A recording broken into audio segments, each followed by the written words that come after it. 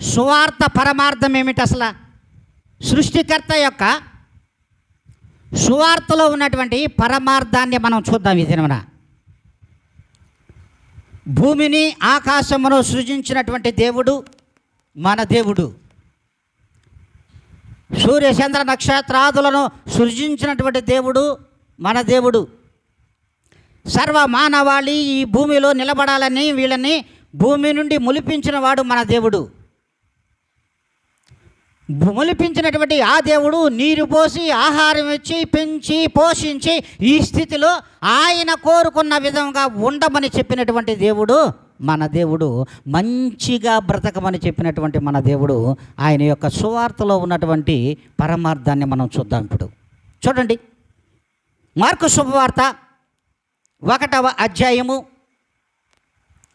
Mark శుభవార్త 1వ అధ్యాయము 14వ లేఖనం నుండి 15వ లేఖనం వరకు మనం చదువుకుందాం. యోహాను చెరపట్టబడిన తరువాత యేసు కాలము సంపూర్ణమైనది, దేవుని రాజ్యము సమీపించి ఉన్నది, మారు మనసు పొంది సువార్తను నమ్ముడని చెప్పుచు దేవుని యొక్క సువార్తను ప్రకటించుచు గలిలయకు వచ్చెను.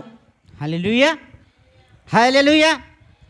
చూడండి, దేవుని యొక్క ప్రభువైన యేసుక్రీస్తు యొక్క సృష్టికర్త యొక్క సువార్తను ఆయనే ప్రకటించుకోవాల్సిన స్థితి ఈ భూలోకంలో ఈ వాతావరణం కల్పించింది, ఈ సమాజం కల్పించింది, ఈ లోకం కల్పించింది.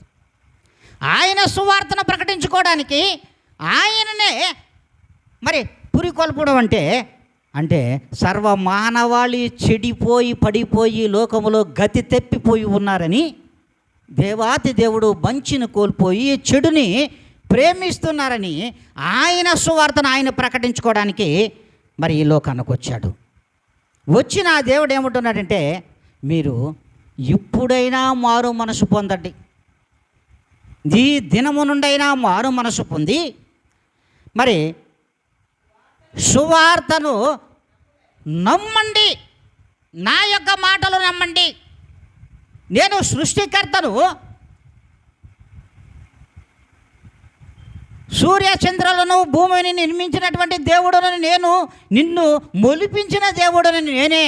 అయితే నా మాటలు వినండి, నా మాటలు వినండి, నా మాటలు వినండి అని ప్రభువైన యేసుక్రీస్తు వారు ప్రకటిస్తూ ఉన్నాడు. గలిలయ ప్రాంతానికి కూడా వచ్చాడు. మరి ఎలాంటి సువార్త అంటే ఆయన చెప్తున్నాడు, అది అధికారముతో కూడుకున్నది. ఇంకా ఏ అధికారి కూడా అలాంటి సువార్తను ప్రకటించలేడు ఈ లోకంలో. రాజులు కానీ, మంత్రులు కానీ, ప్రధానులు కానీ, యాజకులు కానీ, శాస్త్రులు కానీ, పరిసయ్యులు కానీ, పెద్దలు కానీ అలాంటి అధికారం కలిగినటువంటి సువార్తను అసలు ప్రకటించనేలా ఈ భూమి మీద ఒక్క దేవునికి తప్ప. అది కూడా చూడండి, అది కూడా తెలియజేస్తున్నాడు దేవాతి దేవుడు. మార్కు శుభవార్త 1వ అధ్యాయము 22 నుంచి 27 వరకు. ఆయన శాస్త్రుల వలె గాక అధికారము గలవాని వలె వారికి బోధించెను గనుక వారు ఆయన బోధకు ఆశ్చర్యపడిరి. ఆ సమయమున వారు సమాజ మందిరములు అపవిత్రాత్మ పట్టిన మనుష్యుడు ఒకడు ఉండెను. వాడు, నజరేయుడగు యేసు, నాతో నీకేమి పని? మమ్ము నశింప చేయవచ్చితివా? నీవు ఎవడవో నాకు తెలియను, నీవు దేవుని పరిశుద్ధుడవు అని కేకలు వేసెను. అందుకు యేసు, ఊరకుండుము, వానిని విడిచి పొమ్మని చెప్పెను. దానిని గద్దింపగా ఆ అపవిత్రాత్మ వానిని విలవిలలాడించి పెద్ద కేక వేసి వానిని విడిచిపోయెను. అందరూ విస్మయముంది, ఇదేమిటో, ఇది క్రొత్త బోధగా ఉన్నదే.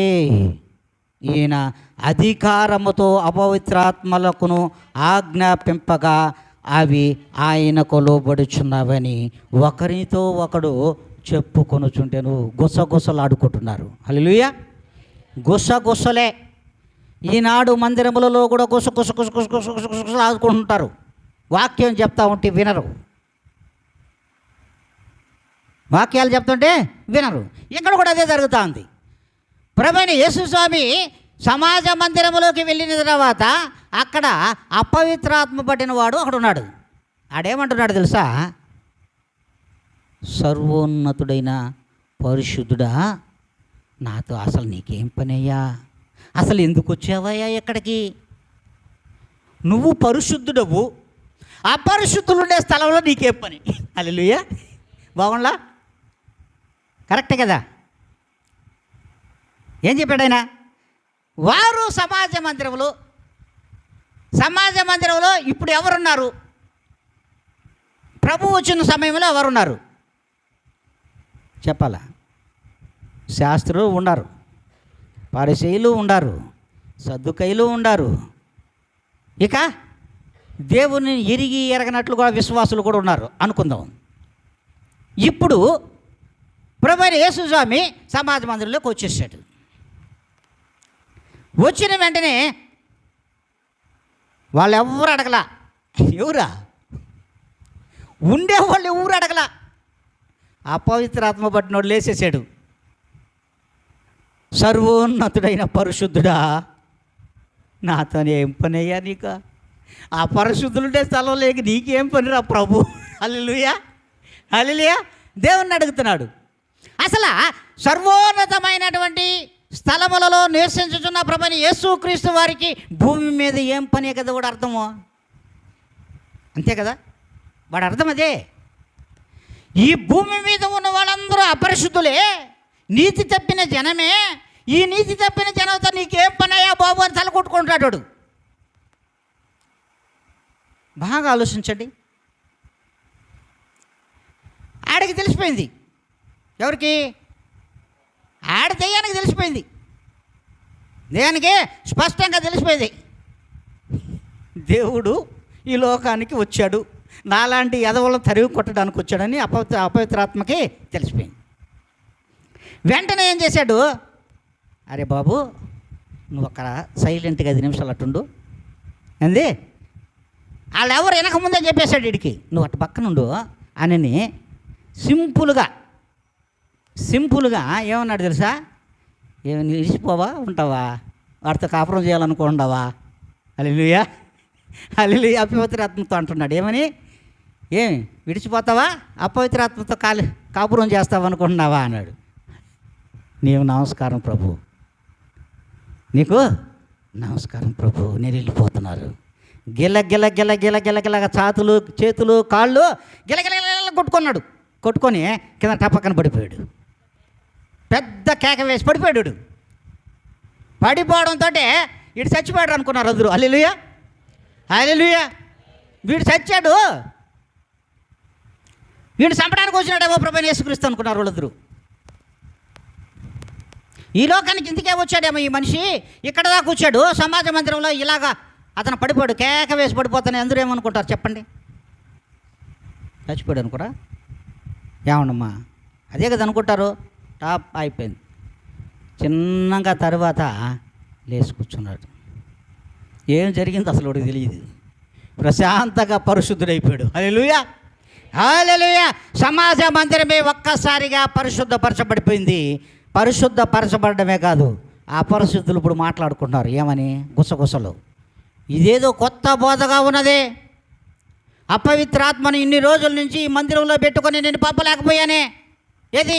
శాస్త్రులు ఉన్నారా? శాస్త్రుల వలె ఆయన బోధ ఎలా ఉండదంటే, శాస్త్రుల వలె అధికారము శాస్త్రులకే లేదది. అంటే అధికారము శాస్త్రులకు లేదు, పరిసయ్యులకు లేదు, సేవకులకు ఎవరికి లేదు. ఆ అధికారం ప్రభువైన యేసుస్వామికి మాత్రమే అధికారం కలిగి ఉన్నది. అట్టి అధికారముతో ఆయన బోధ చేస్తున్నాడు. ఇదిగో దేవుని రాజ్యము మీకు సమీపించి ఉన్నది, ఇకనైనా మీరు మారకపోతే మీకు పుట్టగెతులు ఉండమంటున్నాడు. పుట్టగెతులు ఉండవనంటున్నాడు. దెయ్యం బాగా తెలుసుకునేసింది. కానీ స్వస్థపడిన వాడికి కూడా తెలుసు, స్వస్థత పొందుకున్నాడే వాడికి కూడా తెలిసిపోయింది. నిన్నటి వరకు అపరిశుద్ధమైన ఆత్మ బట్టి ఎక్కడ పడితే అక్కడ పడిపోతున్నాడు, ఎక్కడ పడితే ఆడ వాడు కూలిపోతున్నాడు. ఎందుకు పనికిరాని వాడుగా తయారైన వాడు ఈరోజు స్వస్థ చిత్తుడైపోయినాడు. ప్రశాంతంగా కూర్చొని దేవుని మాటలు వింటున్నాడు. చూడండి, దేవుని యొక్క ఆత్మ ద్వారా ఆయన తెలియజేస్తున్నట్టు మాటలు. ప్రతి ఒక్కరూ గుసగుసలే, గుసగుసలు.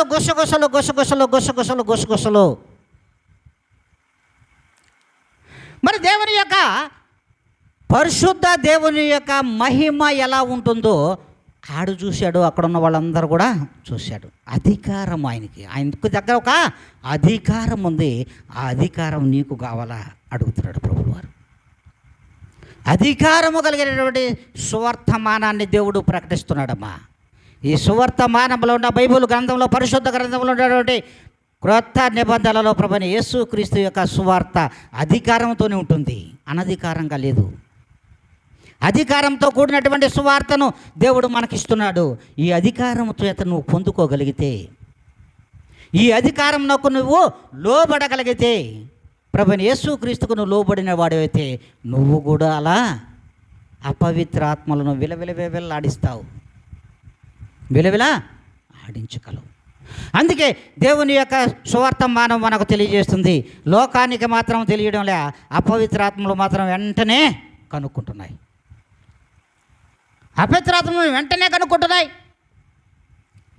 నేను చాలాసార్లు చెప్పాను,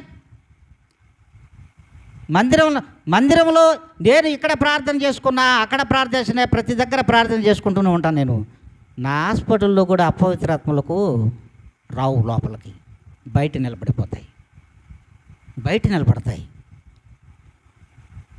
బలవంతం లోపలికి వస్తే అక్కడి నుంచి వెంటనే ఆ నదులు వెళ్ళిపోతాయి.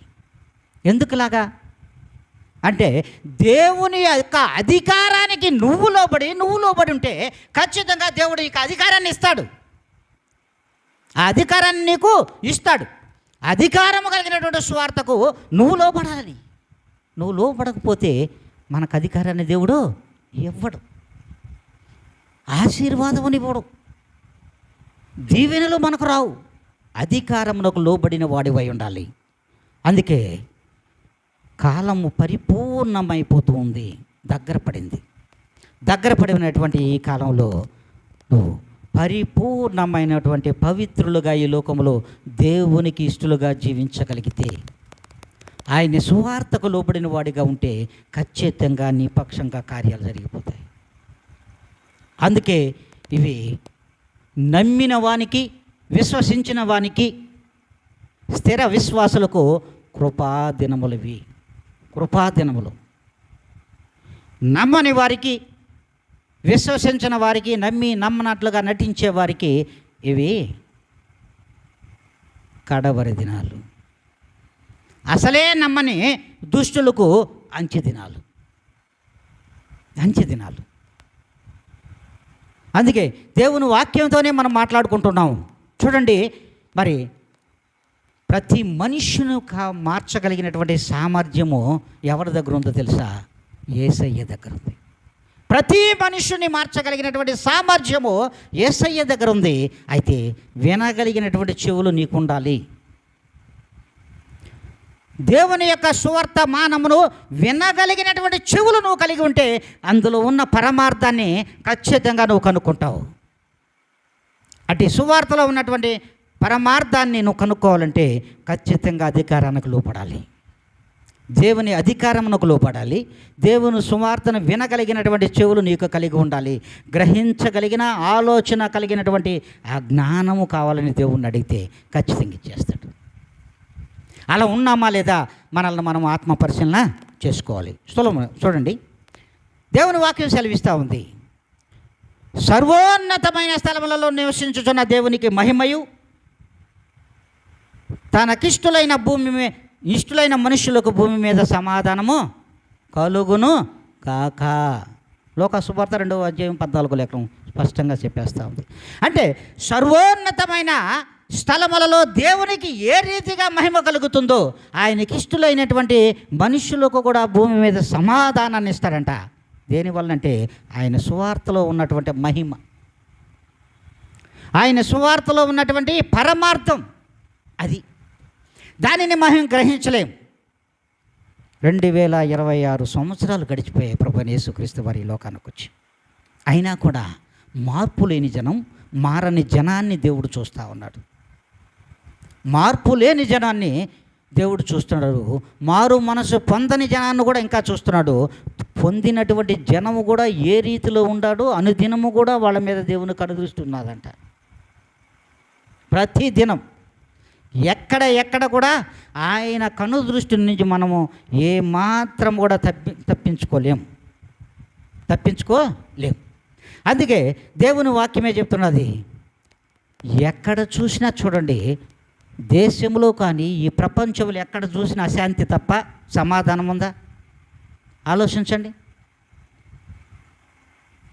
ఈవెన్ క్రైస్తవ సంఘాలలో కూడా సమాధానం లేదు. క్రైస్తవ సార్వత్రిక సంఘములలో కూడా సమాధానం లేదు, కుటుంబాలలో సమాధానం లేదు. కారణం ఏమిటంటే మనం లోపడడం లేదు. దేవుని యొక్క వర్తమానమునకు మనం లోపడడంలే. ఆయన అధికారం కిందకి రాలేకపోతున్నాం. ఆ క్రొత్త బోధను అందుకోలేకపోతున్నావు, పొందుకోలేకపోవడమే కారణము. దాన్ని నీ స్వాధీనం చేసుకోలేకపోతున్నావు. ఆ క్రొత్త బోధను నువ్వు స్వాధీనము చేసుకోలేకపోతున్నావు. కారణం ఏమిటంటే అపరిశుద్ధమైనటువంటి ప్రార్థనలు, అపరిశుద్ధమైనటువంటి మరి మన యొక్క స్థితిగతులు, యథార్థత లేని అనీతికరమైనటువంటి స్థితులలో మనం బ్రతుకుతున్నాం. కనుకనే ఆయన సువార్తలో ఉన్న పరమార్థాన్ని గ్రహించలేకపోతున్నాం. ఎక్కడికక్కడికి వింటున్నాం, ఎక్కడికక్కడికి వదిలేస్తున్నాం. నిజంగా ప్రభువైన యేసుక్రీస్తు వారు బ్రతికిన స్థితి చెప్పండి, 33.5 సంవత్సరమే కదా ఈ లోకం మీద ఉన్నాడు. మరి ఆయన సేవ చేసింది 3.5 సంవత్సరమే కదా. ఈ 3.5 సంవత్సరంలో ఎన్ని చూశారమ్మా జనాలు, ఎంత చూశారమ్మా జనాలు, ఇంకా కూడా చూస్తూనే ఉన్నారమ్మా. కానీ ఆశ కలిగినటువంటి ఇట్టి సువార్త మీద దృష్టి పెట్టడం లేదు. ఇట్టి వర్తమానం మీద దృష్టి ఏమాత్రము కూడా ఎవడో పెట్టడం లే. మనకు నేను చెప్పా ఇందాక, లోకాశ లోకాశనట్టు పక్కన పెట్టండి. కేవలం నేత్రాశ, నేత్రానందం కావాలి మనకు. హల్లెలూయా, హల్లెలూయా. ఏం కావాలి? నేత్రానందం. నేత్రాలతో చూసి ఆనందించాలి. ఆనందించడం వదిలేస్తే పర్లే. ఆనందించావు, బాగానే ఉంది. ఆ ఆనందాన్ని చూసి ఆనందించు, ఆ అందాన్ని చూసి. కానీ కోరుకోబోక, కావాలని మాత్రమో అడగొద్దు. కావాలని కోరుకోబోకు. కోరుకుంటే ఏమవుతావు? పడిపోయినట్టే. హల్లెలూయా, హల్లెలూయా. పడిపోయినట్టే. యవనస్తులతో మరీ మాట్లాడుతున్నాడు ఆయన. పడిపోయినట్టే, అయిపోయింది. పడిపోయిన తర్వాత ఏమన్నా గమ్మునుంటావా? అమ్మో జీవపుటంపం, నేను తప్పు చేయలా. హల్లెలూయా, హల్లెలూయా. నేను తప్పు చేయలా. దావీదు వలే దావీదు అదే మన గురువు గారు అదే కోరుకున్నాడు. ఫస్ట్ నేత్రానందం, ఆడవరకు ఆగిపోవచ్చు కదా. శరీరానందం కావాలి. ఇప్పుడు శరీరానందం కోరుకున్నాడు, ఇప్పుడు జీవపుటంపం. నేనేమీ తప్పు చేయలేదో. అందరిని మెప్పించగలిగాడు, దేవుణ్ణి మెప్పించగలిగాడా? చెప్పండమ్మా. మీ తిన్నమ్మ అడుగుతున్నాడు దేవుడు. దేవుణ్ణి, లోకాన్ని మైమర్పించాడు, పక్కన వాళ్ళు మైమర్పించాడు, కానీ దేవుణ్ణి మరిపించలేకపోయాడు. దేవుడు చూస్తూ ఉన్నాడు, నాతాన్ను పంపించాడు. అవునా? ఏమన్నాడు? స్పష్టంగా చెప్పేశాడు, రాజా, ఒక మనుష్యునికి చాలా గొర్రెలు బర్రెలు ఉన్నాయి, ఆవులు అన్నీ ఉన్నాయి. అయినా ఒక పేదవాడికి, దరిద్రుడికి ఒక గొర్రె పిల్లను అన్యూనంగా సాక్కుంటున్నాడు ప్రభువా. రాజా, ఆ ఒక్క గొర్రె పిల్లను కూడా దొంగతనం చేసుకొని తీసుకెళ్ళిపోయాడు రాజా వాడు. ఎవడు వాడు? ఆ ఒక్క గొర్రె పిల్లకి 4 గొర్రె పిల్లలు ఇవ్వాల. హల్లెలూయా. ఏం చేశాడు? 4 గొర్రె పిల్లలు ఇవ్వాల్సిందే. అది నువ్వెందుకు కాకూడదు? హల్లెలూయా. అది నువ్వెందుకు కాకూడదు? అప్పుడు ఇట చూసుకుంటున్నాడు ఎవరు? మన దావీదు మహారాజు గారు. ప్రభువుకు హృదయానుసారుడు. అమ్మో 7 మార్లు ప్రార్థన చేసేవాడు, మేడకి మాత్రం షికారులు చేసేవాడు. హల్లెలూయా. హల్లెలూయా. 4 పిల్లలు అవుట్, 4 పిల్లలు డక్అవుట్, 4 కుమారులను కోల్పోయాడు. చూడండి, దేవుని యొక్క సువార్తలో ఉన్న పరమార్థం ఏమిటో గ్రహించండి. దేవుని యొక్క కొత్త బోధ ఇది. ఆయన కొత్తగా సువార్త చెప్తున్నాడు. ఆయన బోధలో ఒక ప్రత్యేకత ఉంది, అధికారం ఉంది. ఆయన 3.5 సంవత్సరం కూడా అధికారంతో సువార్త ప్రకటించాడు తప్ప అనధికారంతో ప్రకటించలేదు. ఆయన పరలోక రాజ్యం నుండి సర్వ అధికారాన్ని పొందుకొని ఈ లోకానికి వచ్చాడండి ఆయన. అట్టి అధికారం కలిగినటువంటి సువార్తను మనం వింటున్నాం. అట్టి అధికారముతో చెప్పుతున్నటువంటి ఆ యొక్క ప్రభుని యేసుక్రీస్తుకు మనము లోబడుతున్నామా లేదా మనం ఆత్మపరిశీలన చేసుకోవాలి. మనల్ని మనం చేసుకుంటే చాలు. ఒకటిని చేయబలే, కళ్యాణ్ నువ్వెందుకు అట్టున్నావు అని అడగబలే. అట చూపిస్తే ఇట చూపిస్తే ఎన్ని ఉన్నాయి? ఇట చూపిస్తే 3 నిన్ను చూస్తున్నా, ఒకటి ఎవడ చూస్తున్నా, నేను చూస్తున్నాడు రే, నేను చూస్తున్నాడు దేవుడు అంటున్నాడు. ఎక్కిరిస్తున్నాడు దేవుడు నిన్ను. అర్థం కదా? దేవుడు నిన్ను ఎక్కిరిస్తున్నాడు, చూస్తూ ఉన్నాడు. అందుకే అధికారము కలిగినటువంటి సువార్తకు నువ్వు లోబడుతున్నావా లేవా?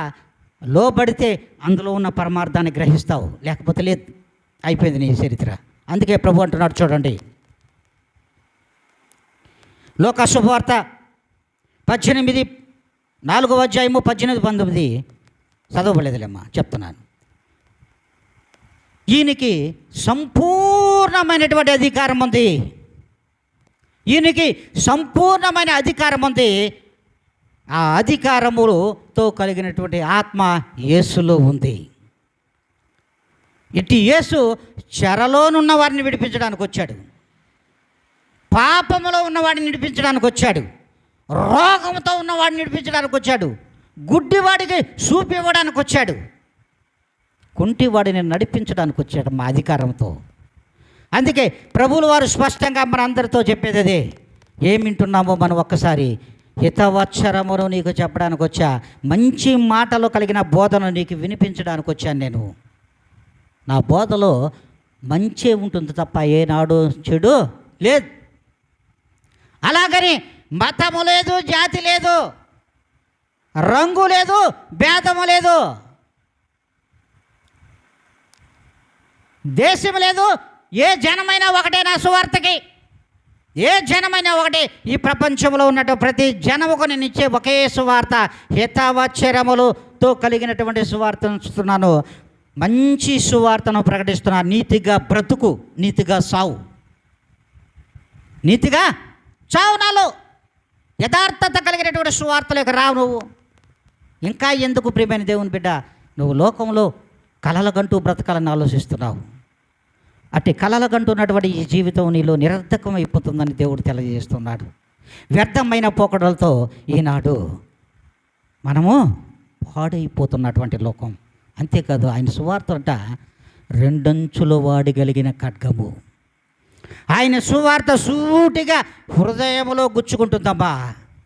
ఆనాడు మరి బల్యమును ఎక్కడ పొడిచారు? హృదయంలో పొడిచారు. కానీ ప్రభువైన యేసుక్రీస్తు యొక్క సువార్త అంట హృదయంలోనికి వెళ్ళిపోయి అటు ఇటు కలిపెట్టేస్తుంది. చక్కల గింతలు పెడుతుందంట ప్రభువైన యేసుక్రీస్తు యొక్క సువార్త. తెలుసా? అంటే ఆనందముతో ఉరకల వేసే సువార్త. అది అద్భుతమైనటువంటి లేఖనాలు చెప్తున్నాయమ్మా. ఆనందముతో నువ్వు హృదయంలో గంతులు వేస్తావంట. ఒకనాడు ప్రభువైన యేసయ్య కడుపులో ఉన్నటువంటి యేసయ్యను మోసుకొని పోయింది తల్లి మరియమ్మ. ఎవరి దగ్గరికి? ఎలిజబెత్ అమ్మ దగ్గరికి. ప్రభు యేసయ్య హితవచనం వింటుంటేనంట ఆమె చెప్తుంటే లోపల గంతులు వేస్తున్నాడు. ఎవరు ఎవరు ఎవరు యోహాను గంతులేస్తున్నాడు. ప్రభుని యేసుక్రీస్తు యొక్క సువార్తలో నీ హృదయంలోకి సూటిగా రెండంచుల వాడికి ఖడ్గములాగా నువ్వు వెతుకుంటేనంట నీ హృదయం ఉప్పొంగిపోతుందంటమ్మా. ఆయన మాటలు రుచి కలిగినవి, జుంటె తేనె దారాల కంటే కూడా మధురమైన మాటలవి. అట్టి సువార్త మా ప్రభు ఇచ్చింది. క్రొత్త నిబంధనలో క్రొత్త సువార్తను దేవుడిచ్చాడు. క్రొత్తగానే జీవితం మారాలని ఇచ్చాడు. క్రొత్తగా నువ్వు సరి చేసుకోమని ఇస్తున్నాడు. క్రొత్తగానే జీవితాన్ని మార్చుకుంటున్నాడు. నేనటి వరకు పాత జీవితంలో నువ్వు ఉన్నావేమో, ఇదిగో ఈ క్రొత్త బోధన నీకు వినిపించడానికి వచ్చా. ఈ సువార్తను సర్వ సృష్టికి నేను సువార్తను ప్రకటించుటకు వచ్చినటువంటి నేను పరిశుద్ధుడను, మీరును పరిశుద్ధులై ఉండుడి. అధికారంతో కూడినటువంటి సువార్త అంటారా? ఉండాలన్నాడు ఆయన. ఇప్పుడు చెప్పండి, మీరును పరిశుద్ధులై ఉండుడి అన్నాడు. ఉండుడి అంటే అధికారం ఉందా లేదా? అందులో అధికారం ఉట్టి పడుతుందంతే. అధికారము ఘంటాబద్ధంగా చెప్తున్నాడు, నువ్వు ఉండాల్సిందే అన్నాడు. ఉండు, నిలబడు అన్నాడు. అంతే, నిలబడు అన్నాడు. నువ్వు వెళ్ళు అన్నాడు. అపవిత్రాత్మ పరిగెత్తింది. నిన్నేమంటున్నాడు అంటే నువ్వు పరిశుద్ధుడివై ఉండవలను అనలా. ఉండవలనంటే ఎప్పుడో ఉంటావని అర్థం, కానీ ఉండు ఇప్పుడే. అది ఆయన సువార్తలో ఉన్నటువంటి పరమార్థం. అంతే అంటాడు ఆయన. అంతేకాదంట, ఇట్టి సువార్తను అర్థం చేసుకోలేని అజ్ఞానులు కూడా లేకపోలేదు ఈ లోకంలో అంటున్నాడు. ఇట్టి సువార్తను అర్థం చేసుకొని అజ్ఞానులకు కూడా ఒక ఉపమానాన్ని ఇచ్చాడు ఆయన. ఉపమానం. ఈ సువార్తను అర్థం చేసుకోలేరు కొంతమంది, అందుకని వాళ్ళకే అనేక ఉపమానాలు తెలియజేశాడు. అందులో ఒక ఉపమానం ఉంటుంది. ఒక ఉపమానాన్ని స్పష్టంగా చెప్పాడు. స్త్రీలకే చెప్పాడు అన్నమాట. పురుషులకు కూడా చెప్పాడు. ఎవరికి చెప్పకుండా నాకు ఒక్కరికే చెప్పారని మీరు అనుకోవద్దు, పురుషులకు కూడా. నేను వేరే విధంగా మార్చి చెప్తా. ఇప్పుడు ఏ పురుషునికైనా 10 వెండి నాణములు ఉండిన ఎడల, ఒక వెండి నాణము జారిపోయిన ఎడల, ఆ వెండి నాణము దొరికిన ఈ 10 నాణ్యములలో 9 అక్కడ పెట్టి ఈ నాణ్యం కోసం అంటే దీపం వెలిగించి కొంచెం కింద పెట్టి ఎతకతా ఉన్నదట ఆయన. ఇటు వచ్చాం, ఇటు రావాల్సింది. అది ఏ స్త్రీకైనా పరిశుద్ధ గ్రంథంలో చెప్పబడింది. కొంచెం కింద పెట్టి ఊడస్తా ఉందంటే ఇల్లంతా ఊడిచారు. ఇప్పుడు మగవాళ్ళకి ఇచ్చారా డ్యూటీ? మీరు హల్లెలూయా ఇవ్వలేదా? చెప్పాలి. ఇది యథార్థమే. ఒకనాడు మీరు ఊడ్చేవాళ్ళు, ఇప్పుడు పనులన్నీ కూడా ఎవరు చేస్తున్నారు? అబ్బబ్బబ్బా, మగవాళ్ళు చేస్తున్నారు. హల్లెలూయా కొన్ని చేస్తున్నారు కదా, అన్నీ చేయకపోయినా కొన్ని చేస్తున్నారు తప్పనిసరి. ఇది అయితే ఇప్పుడు ఈ పురుషుడు కొంచెం కింద ఆడ ఎలిగి చెత్తుకయ్యాటుంది. ఇవి ఎవరా? రైట్, భలే వచ్చావుబ్బా, తొందరలో పెళ్ళి కావాల్సినాడు, కరెక్ట్గా చెప్పావు. హల్లెలూయా కొట్టండి చెప్పట్లు గట్టిగా. చూడు, ఎతికాడు. అక్కడ చూడు, ఇక్కడ చూడు అని చెప్పడానికి సరిపోతుంది ఇవి. హల్లెలూయా ఎతికాడు, పట్టాడు. ఇప్పుడు ఈ ఒక్క వెండి నాణం దొరికిన సంతోషము ఎంతో చెప్పలేవు. గంతులేస్తున్నాడు. అయ్యో వేసింది ఆపోయి అంటుంది ఇవి. హల్లెలూయా గంతులేటివే కాదు, నేను 10 వెండి నాణాలలో ఒక వెండి నాణాన్ని పట్టేశాను, దొరికేసింది నా వెండి నాణం, ఎంత సంతోషమో. అందుకే పరలోకమందున్న నా తండ్రి ఒక్క పాపి మారు మనసు పొందడం వల్ల ఆనందంగా సంతులు వేస్తున్నాడమ్మా. ఒక్క పాపి మారు మనసు పొందడం వలన పరిశుద్ధాత్మతో నింపబడినటువంటి సువార్త యొక్క పరమార్థాన్ని గ్రహించినటువంటి ఆ మనుషుని గూర్చి ఆనందంతో గంతులు వేస్తున్నాడంట నా ప్రభువు. ఆలోచించడమ్మా, చూడండి. మరి ఎంతటి సంతోషము మనలో ఆయన సువార్త వినడంలో ఉందా? ఆలోచించాలి. ఉందా? ఉండదా? ఏ నాడైనా మనం అలా ఉన్నామా? ఆలోచించండి. చూడండి, ప్రభువే మాట్లాడుతూ ఉన్నాడు. మనం మాట్లాడిన మాటలు కదా ఇవి. మన మాటలు ఎవరు వింటారు? ఎవరు వినరు. దేవుని మాటలు ఇవి. యోహాను సువార్త 7వ అధ్యాయం 16వ లేఖనం చదువునన్నా.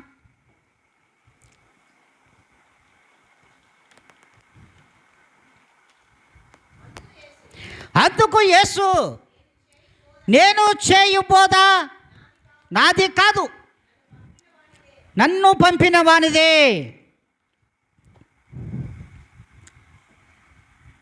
ప్రభుని యేసు స్వామి చేస్తున్న బోధ ఏమిటో తెలుసా? అధికారంతో కూడినటువంటి ఈ బోధ నాదైతే కాదు. మనమైతే మీరు చెప్పాలి. ఇప్పుడు మనము ఒక అపవిత్రాత్మను పోగొడితే, ఒరే నాయనో నేను పోగొట్టాను. అసలు నువ్వేదిరా పోగొట్టేదియా పిచ్చుడా? నా తండ్రి ప్రభుని యేసుక్రీస్తు వారు పోగొడుతున్నాడు. నా తండ్రి చేసిన కార్యం అది. నా తండ్రి చేసినటువంటి కార్యం. అందుకే దేవుడు ఏమంటున్నాడు తెలుసా? ఈ బోధ నాది కాదు, నన్ను పంపిన నా తండ్రిది, దేవునిది. ఆ దేవుడే ఈ సృష్టిలోకి వచ్చాడని మనం గ్రహించలేకపోతున్నాం. ఆ దేవుడే ప్రభుని యేసుక్రీస్తు వారు సృష్టి నాశనం అయిపోకుండా కాపాడడానికే ప్రభుని యేసుక్రీస్తు వారు ఈ లోకానికి వచ్చాడని ఆ పరమార్థాన్ని గ్రహించలేని అజ్ఞానుల వలె ఇంకా లోకము మూర్ఖత్వంతో కుట్టుమిట్టాడుతుంది. మూర్ఖత్వంతో. అందుకే దేవుడు అంటున్నాడు, స్పష్టంగా మనతో మాట్లాడుతున్నాడు. చూడండి, యోహాను సువార్త 7వ అధ్యాయం 24వ వాక్యమ్మా. విలుచూపును బట్టి తీర్పు తీర్చవద్దు, న్యాయమైన తీర్పు తీర్చుము. చాలమ్మా. చూడండి, వెలిచూపు అంటే బాగా ఆలోచించాలి. వాక్యంలో స్పష్టంగా మనం నిలబడి ఉన్నావు. ఇప్పుడు దేవునిలో నిలబడి ఉన్నావు. వెలిచూపు అంటే పై మెరుగులు చూసి నువ్వు తీర్పు చెప్పబాక. పై రూపాన్ని చూసి నువ్వు తీర్పు చెప్పొద్దు. హలో నా బిడ్డ చాలా మంచోడని తీర్పు చెప్పొద్దు. అది నీ ఇష్టం కాదు. నా కుమార్తె చాలా మంచిదని తీర్పు చెప్పడానికి నీ సిద్ధం కాదు. అది వెళ్ళి చూపును గట్టు కాదమ్మా, పై మెరుగులు చూపి నువ్వు తీర్పు చెప్పబాక. ఏమన్నాడు? న్యాయమైన తీర్పు తీర్చాలి. ఆ న్యాయమైన తీర్పు ఎప్పుడు గ్రహిస్తావంటే, ప్రభువైన యేసుక్రీస్తు యొక్క క్రొత్త బోధను నీ హృదయంలో గనెత్తుకుంటే ఖచ్చితంగా ఎదుటి మనిషిలో ఉన్న గుణగణాలన్నీ చదివేస్తావు. బయట పై చూసి చెప్పిచ్చు, లోపల అంత హృదయంలో ఏమనుకుంటుందో కూడా నువ్వు చెప్పేయగలవు. అది అమ్మ సువార్త అంటే, వర్తమానం. అంత గొప్పతనాన్ని దేవుడు మనకు దయచేస్తున్నాడు. అంత గొప్పతనాన్ని మరి మనము దాన్ని పట్టించుకోగలుగుతున్నామా? ఆలోచించండి. మనము ఏ దినమైనా సరే పట్టించుకోగలుగుతున్నామా? ఆయన వాక్యము అంతర్హృదయాన్ని పరిశీలిస్తుంది. మనమైతే బలేవల భాష గారిని అంతరాత్మను పరిశీలిస్తానంటావా? హల్లెలూయా, హల్లెలూయా. బలేవల భాష గారు, నేను అంతరాత్మను కూడా పరిశీలించగలను. ఆయన వాక్యము అంత హృదయాన్ని పరిశీలిస్తుంది. నీ హృదయం లోతులలోకి వెళుతుంది. ఆ లోతులలోకి వెళ్ళినటువంటి ఆ ఖడ్గము నీ హృదయంలో ఏముందో కూడా బయటికి తీసుకుని వస్తుంది. అంటే నీలో ఉన్న చెడును ఆ ఖడ్గం అంట బయటికి తీసుకొస్తుందంట. రెండంచులు వాడగలిగిన ఖడ్గం నీ హృదయం లోతుల్లోకి నేరుగా గుచ్చుకుంటుంది అంటున్నాడు ఆయన. అందుకే ఇర్మియా గ్రంథంలో అంటారు చూడండి, వాక్యం లేదని చెప్తామమ్మా. చూడండి, ప్రభువైన యేసుక్రీస్తు వారు స్పష్టంగా చెప్తున్నాడు, హృదయము మోసకరమైనది. అంతేనా? హృదయము మోసకరమైనది, దానిని అంతరాత్మను చంపుకొని బతకబాకంటున్నాడు ప్రభు. హల్లెలూయా. నువ్వు అంతరాత్మను చంపుకొని ఎందుకు బతకతావు? నేను సజీవుడునై నీలో ఉంటే నువ్వు అంతరాత్మ చంపేసుకొని బతుకుతావు ఉంటావేంది? నువ్వు మృతుడు కాదు కదా. నన్ను విశ్వసించినటువంటి నీవు నీ అంతరాత్మను చంపుకొని బ్రతకబాక. నువ్వు మృతుడు కాదు, నేను సజీవుడిని అయినటువంటి నేను మిమ్మల్ని సజీవులుగా ఉంచడానికే కదా ఇటు సువార్తను ఈ లోకానికి వచ్చాను, సువార్త తీసుకొని. ఇటు సువార్త మానవులో ఉన్నటువంటి పరమార్థాన్ని నువ్వు గ్రహిస్తే నేను మృతుడును పనికి మాలిన వాడిని, నేను తుచ్చుడును, ఇవన్నీ ఎందుకు వస్తాయి నీ నోటకుండా? ఆలోచించండి. ఎప్పుడన్నా ఆలోచించమ్మా? మనల్ని మనం తిట్టుకుంటాం కొన్నిసార్లు, నేను కూడా తిట్టుకుంటాను అనుకో, అదే వేరే విషయం. కానీ దేవుడు అంటున్నాడు ఏదన్నా, మనలను మనం ఎప్పుడు కూడా నిందించుకోకూడదు దేవునిలో, మనల్ని మనం శాపనార్థాలు పెట్టుకోకూడదు దేవునిలో. నువ్వు మృతుడు కాదు, లోకంలో ఉన్న వ్యక్తివి కాదు, లోకంలో ఉన్న మనుషులు కాదు, లోకంతో పాటుగా నువ్వు కాదు, దేవునితో పాటు నువ్వు, దేవునితో పాటు నువ్వు. మరి ఇటు సువార్తను దేవుడు మనకిస్తుంటే మనం ఎక్కడెక్కడో తిరుగుతాము. చూడండి యోహాను సువార్త చూద్దాం, చదివేస్తాం మనం. 6వ అధ్యాయము 57వ లేఖనాన్ని మనం స్పష్టంగా చదువుకుందాం. జీవము గల తండ్రి నన్ను పంపెను కనుక నేను తండ్రి మూలముగా జీవించుచున్నాను. ఆ తర్వాత నేను జీవించుచున్నట్టే నన్ను తినివాడును జీవించును. ఏమమ్మా, ఎప్పుడన్నా అనుకున్నామమ్మా ప్రభుని యేసయ్యను మనం తింటాం, దేవుణ్ణి మనం తింటామని కలలో అనుకున్నారు మీరు ఎవరైనా? కలలోనైనా, మందిరంలో పడకముందు, ప్రభుని చేతిలో పడకముందు ఏ రోజైనా సరే నేను దేవుణ్ణి తినగలను అనే, అదే కదా ముందరా, నన్ను తినువాడు నా మూలముగా బ్రతుకును అంటే జీవము కలిగినటువంటి తండ్రి యొక్క మాటలు ఇవి. ఎవరిలో నుంచి వస్తున్నాయి? ఇప్పుడు ప్రభువైన యేసుక్రీస్తులో నుంచి వస్తున్నాయి. మరి నేను నా తండ్రి మూలముగా జీవిస్తున్నా, నా మూలంగా మీరు జీవిస్తున్నారు. ఇప్పుడు యేసయ్యలో ఉన్నది కూడా తండ్రి ఆత్మగా, మరి నీలో ఉన్నది ఏ ఆత్మ? ఈ ఆత్మ ఎవరిది చెప్పాలా? తికమక్కగా ఉంటుంది వాక్యం, మళ్ళీ మొదటికి వస్తుంది. ఎట్లా? నేను తండ్రి మూలముగా జీవించుచున్నాను, నన్ను తినువాడు నా మూలంగా జీవించును. జీవము కలిగినటువంటి తండ్రి నన్ను పంపాడు, నేను జీవాధిపతిని, నేను. అయితే నన్ను తినువాడు ఎవరి మూలంగా బ్రతుకుతున్నాడు? దేవుని మూలంగా కదా. ఇప్పుడు తండ్రి మూలంగా కదా బ్రతుకుతున్నాం మనము. తండ్రి ఆత్మ కుమారులో, కుమారుని ఆత్మ మనలో ఉంది. మనము ప్రభువైన యేసుక్రీస్తుని తినేస్తున్నాం, వాక్యం ద్వారా తింటున్నాం, ఆయన శరీరము రక్తం కూడా బల్ల ద్వారా తింటున్నాం. మరి మనం ఏమై ఉన్నాం ఇప్పుడు చెప్పండి అమ్మా? జీవము కలిగినటువంటి తండ్రికి కుమారులు కుమార్తెలై ఉన్నారమ్మా. ఏమి కొట్టరా చప్పట్లు కూడా నచ్చలా? ఆ జీవము కలిగినటువంటి తండ్రికి మనము కుమారులు కుమార్తెలమై ఉన్నాము అంటే ఇది క్రొత్తగా ఉందా పాతగా ఉందా? క్రొత్తది కదా. ఇటు పరమార్థాన్ని మనం గ్రహించామా? వాక్యంలో ఉన్న పరమార్థాన్ని. నన్ను మీరు తింటారు. ఒకనాడు మన్నాను తిన్నారు, దేవదూతల యొక్క ఆహారాన్ని ఈ లోకంలో కురిపించగా 40 సంవత్సరాలు తిన్నారు. కానీ ప్రభువైన యేసుక్రీస్తే ఈ దినమున మనకు ఆహారమై ఈ లోకానికి వచ్చేసాడు. యేసుక్రీస్తు వారే ఈ లోకమునకు ఆహారమై ఈ లోకంలోకి వచ్చాడు. అట్టి క్రొత్త బోధన మీకు వినిపిస్తూ ఉన్నాడు. క్రొత్త బోధలో ఉన్న పరమార్థము చేత మనము జీవము కలిగినటువంటి తండ్రికి కుమారులు కుమార్తెలపై ఉన్నాం. దీనిని మనం గ్రహించాలి. అందుకే ప్రభు అంటున్నాడు, వింటే విజ్ఞానం, లేకపోతే అజ్ఞానమే. ఇట్టి సువార్తమానాన్ని నువ్వు వింటే విజ్ఞానివి, లేకపోతే అజ్ఞానివి. విననివాడు అజ్ఞానే. నాకు తెలిసి ఎంత చదువు ఉన్నా వేస్టే. వాళ్ళ మీద వాళ్ళు ఎవరో మేలంటే వాళ్ళు చెప్పనులే నేను. ఎంత చదువున్నా వ్యర్థం. వాడు అజ్ఞానితో సమానమే. ప్రభువైన యేసుక్రీస్తు యొక్క ఈ యొక్క క్రొత్త సువార్తలో ఉన్నాడు పరమార్థాన్ని వినగలిగితే కదా నువ్వు జ్ఞానివే. వినలేనప్పుడు నువ్వు అజ్ఞానివిగా జ్ఞాని వెట్టవుతావు. ఆలోచించండి. అందుకే ప్రభులు వారు అంటారు, నువ్వు వింటే జ్ఞానివి విజ్ఞానివి, లేకపోతే అజ్ఞానివిగా మిగిలిపోతావు.